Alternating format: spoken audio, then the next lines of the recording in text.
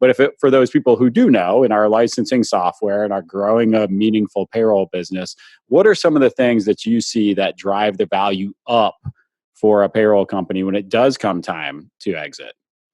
Well, that's a good question, Matt, from the point of view that people understand what they're building and where the value is. So the obvious is clients, good clients, and the type of client that you have.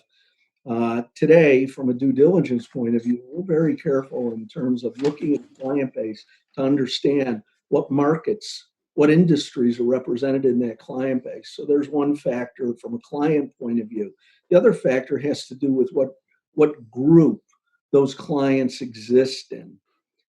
We've defined the market generally, the business market, the economy, into four groups. Group one being very small clients, call it 1 to 5 employees. Group two being employers, let's say from 5 to maybe 50 to 75 employees. Group three, middle-sized companies, might represent anywhere from, let's say, 75 employees to maybe 500 employees. And then the enterprise size of group four would be what you would see as a national accounts. Now, when you look at the economy generally, over 96% of the small businesses in the United States live in group two. So that's a focus group. When I look at somebody's business and I find that they're all over the board, small clients, middle-sized clients, big clients, I'm going to analyze that client base very, very carefully, because from our point of view, one of our successes has been focus. We are very focused in group two. That's where we live. If a client outgrows us, we don't try to change the software up or find the fix to keep that client. In many cases, we help them move on if they've outgrown us. But in that small business market space of 5 to 50 employees, most clients, for the most part, are stable. They're not growing. Companies that are able to get over 5 million and then get over 10 million in revenue are rare. That's very rarefied air. And it's also representative of our industry as well, something I might talk about a little bit as we move along here. But so obviously, number one in value is clients. Number two would be sales growth. What type of sales processes and what type of history from a growth point of view does the business have? Are they able to also retain clients, or is there a lot of turnover? So we look very closely at retention levels.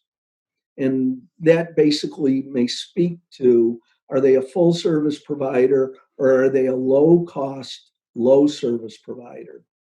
So as part of that mix, we're going to look at the revenue and we're going to analyze from a key performance indicator, KPIs, what does that revenue look like? Cost per check. If it's low, they're basically indicating that they may be a low-cost provider, which also probably equates to a low service provider, which then might tell us that they have a low retention. So the sales process, though, becomes very important. And if it's really good, it's another notch from a value point of view. Then you go to operations. How efficient are they? What type of operational processes do they have? And are those operational processes, in a sense, providing great economies of scale and efficiency? If they are, there's another click that'll add value. The fourth area is technology. If they have a proprietary technology, that adds value.